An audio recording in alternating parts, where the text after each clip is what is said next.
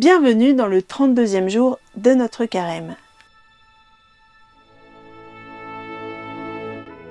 En 1597, un voleur repenti se rend se confesser à l'église des jésuites d'Alcalá, en Espagne. Il explique qu'il fait partie d'une bande de voleurs morts qui, dispersés sur les monts, volent dans beaucoup d'églises de différents villages des ostensoirs et des objets sacrés. L'homme repenti, en larmes, porte avec lui quelques hosties consacrées qu'il remet au confesseur qui, très ému, va aussitôt chez son supérieur pour l'en informer. Tout d'abord, il est décidé de les consommer, mais ensuite, craignant que les hosties n'aient été empoisonnées, comme cela est arrivé récemment à certains prêtres à Murcie et Ségovie, on choisit de les conserver dans un écrin d'argent et d'attendre leur décomposition naturelle. 11 ans plus tard, les hosties, au nombre de 24, sont encore intactes. Le père Luis de la Palma, en qualité de provincial, ordonne que les hosties soient transférées dans une cave souterraine et qu'on y ajoute d'autres hosties non consacrées. Quelques mois plus tard, les hosties non consacrées se décomposent à cause de l'humidité, tandis que les autres, consacrées, demeurent intactes. 6 ans après, le père Palma décide de rendre public le miracle des hosties conservées intactes. Après de nouveaux examens effectués par le célèbre médecin de Sa Majesté Garcia Carrera, ainsi que l'intervention d'illustres théologiens, on reconnaît l'intégrité des hosties comme un véritable miracle.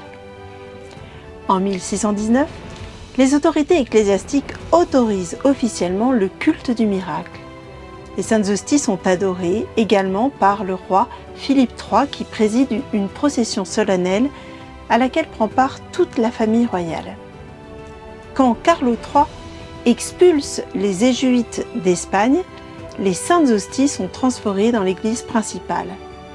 En 1936, les révolutionnaires communistes incendient l'église, mais les prêtres, avant d'être tués, réussissent à cacher les hosties miraculeuses. Malheureusement, aujourd'hui encore, on ne parvient pas à les retrouver. De nombreuses recherches dans l'église et la crypte n'aboutissent à aucun résultat. Que Dieu fasse de nouveau un miracle, s'exclame alors l'historien de la ville, le père Anselmo Raimundo Tornero, qui nous transmet les données historiques minutieusement décrites dans son œuvre. À travers ce miracle, nous voyons que Dieu nous montre sa présence comme en réponse au repentir de l'homme qui a commis un sacrilège. Notre Dieu est un Dieu de miséricorde. Oui, car les bontés du Seigneur ne sont pas épuisées, elles se renouvellent chaque matin. La confession est un sacrement. Alors, tout d'abord, on parle souvent de sacrement, mais qu'est-ce qu'un sacrement? Les sacrements sont des signes efficaces de la grâce, institués par le Christ et confiés à l'Église, par lesquels la vie divine nous est dispensée. Et le péché, qu'est-ce que c'est? Le péché est une offense à Dieu, une rupture de la relation d'amitié avec lui. C'est un acte, une parole ou un désir contraire à la loi de Dieu qui est dans l'amour de Dieu et du prochain. Le curé d'Ars nous explique: le péché obscurcit la foi dans les âmes comme les brouillards épais obscurcissent le soleil à nos yeux. Nous voyons bien qu'il fait jour, mais nous ne pouvons distinguer le soleil. Mes enfants, que c'est triste quand une âme est en état de péché. Dans le péché, notre âme est toute galeuse, toute pourrie, elle fait regret. La pensée que le bon Dieu la regarde devrait la faire rentrer en elle-même. Et puis, quel plaisir a-t-on dans le péché? On n'en a point, on fait des rêves affreux, que le démon nous emporte, que nous tombons dans des précipices. Oh, que l'homme est malheureux quand il vit et meurt dans le péché. Le péché est le plus grand malheur de l'homme. Le plus grand plaisir de Dieu est de nous pardonner. Oui, car la miséricorde de Dieu est plus grande que notre péché. Quelle bonté de Dieu! Son cœur est un océan de miséricorde. Nos fautes sont des grains de sable à côté de la grande montagne des miséricordes de Dieu. La miséricorde de Dieu est comme un torrent débordé, elle entraîne les cœurs sur son passage. Mes enfants, on ne peut pas comprendre la bonté que Dieu a eue pour nous d'instituer ce grand sacrement de pénitence. Si nous avions eu une grâce à demander à notre Seigneur, nous n'aurions jamais pensé à lui demander celle-là. Mais il a prévu notre fragilité et notre inconstance dans le bien, et son amour l'a porté à faire ce que nous n'aurions pas osé lui demander. Ainsi, chers amis, la confession restaure en nous la vie divine blessée par le péché. Rappelons-nous les paroles de Jésus. Tu aimeras le Seigneur, ton Dieu, de tout ton cœur, de toute ton âme et de tout ton esprit. C'est le premier et le plus grand commandement. Et voici le second qui lui est semblable. Tu aimeras ton prochain comme toi-même. Le péché, nous explique l'Église, est donc tout ce qui va à l'encontre de la relation d'amour de Dieu, des autres et de soi-même, et la confession rétablit cette relation d'amour. La confession, c'est tout d'abord la purification de nos âmes. Comme le dit Padre Pio, la confession est la purification de l'âme. Vous devez le faire au moins une fois par semaine. Je ne veux pas que les âmes soient éloignées de la confession pendant plus d'une semaine. Même une pièce propre et inoccupée accumule la poussière. Revenez après une semaine, vous verrez que la poussière doit être enlevée de nouveau. Ne te mets jamais au lit sans avoir au préalable examiné en conscience comment tu as passé ta journée. Tourne tes pensées vers le Seigneur et consacre-lui ta personne, ainsi que tous les chrétiens. Puis, offre à sa gloire le repos que tu vas prendre, sans jamais oublier ton ange gardien qui se tient en permanence à tes côtés. Nous voyons donc que le Padre Pio nous donne le même conseil que Carlo avec la confession hebdomadaire. Et c'est logique. Le péché blesse notre âme. Or, il ne nous viendrait pas à l'idée de rester plusieurs jours avec une blessure sans la soigner ou tout au moins la nettoyer. Comme le dit saint Thomas d'Aquin, dans la vie du corps, un homme est parfois malade. Et à moins qu'il ne prenne des médicaments, il mourra. De même dans la vie spirituelle, un homme est malade à cause du péché. C'est pourquoi il a besoin de médicaments pour qu'il puisse recouvrer la santé. Et cette grâce est accordée par le sacrement de pénitence. La confession, c'est aussi le premier pas pour pardonner aux autres. Pour saint Cyprien de Carthage, le sacrement de pénitence nous invite à pardonner autant qu'à demander pardon. La confession nous aide dans la lutte contre le péché.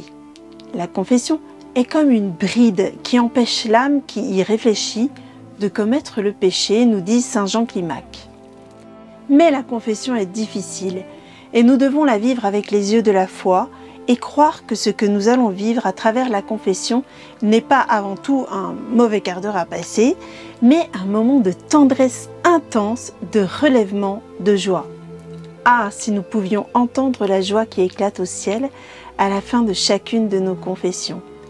Car, je vous le dis, nous dit Jésus, il y aura plus de joie dans le ciel pour un seul pécheur qui se convertit que pour 99 justes qui n'ont pas besoin de conversion. Jean-Paul II nous dit « La confession est un acte de courage et d'honnêteté, un acte qui nous permet de nous confier au-delà du péché à la miséricorde d'un Dieu aimant qui pardonne. Et pas de culpabilité. Une fois confessés, nos péchés ne doivent plus être ressassés. Padre Pio nous dit en effet « Et une fois nos péchés pardonnés, oublions-les, car le Seigneur l'a déjà fait avant nous. » Pour finir, écoutons le pape François. Trop souvent, nous pensons que la confession consiste à aller vers Dieu la tête baissée. Mais ce n'est pas d'abord nous qui revenons au Seigneur, c'est lui qui vient nous visiter, nous combler de sa grâce, nous réjouir de sa joie. Se confesser, c'est donner au Père la joie de nous relever. Il y a nos péchés, ils sont là, mais pas au centre. Son pardon, c'est cela le centre. Essayons d'imaginer si au cœur du sacrement se trouvaient nos péchés.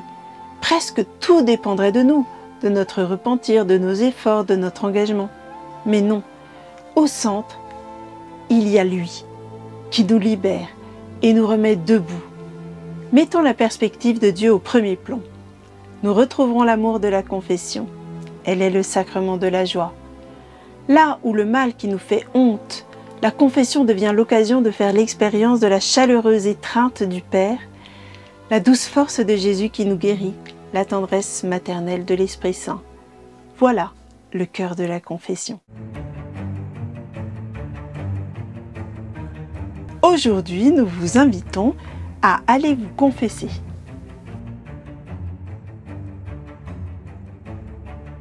Prière officielle pour obtenir des grâces par l'intercession de Carlo Acutis. Au nom du Père, du Fils et du Saint-Esprit. Amen. Ô Dieu notre Père, merci de nous avoir donné Carlo, modèle de vie pour les jeunes et messager d'amour pour tous. Vous l'avez fait tomber amoureux de votre Fils Jésus. Il a fait de l'Eucharistie son autoroute pour le ciel. Vous lui avez donné Marie comme une mère bien-aimée, et vous en avez fait, avec le rosaire, un chantre de sa tendresse. Acceptez sa prière pour nous. Regardez sur tous les pauvres qu'il a aimés et secourus.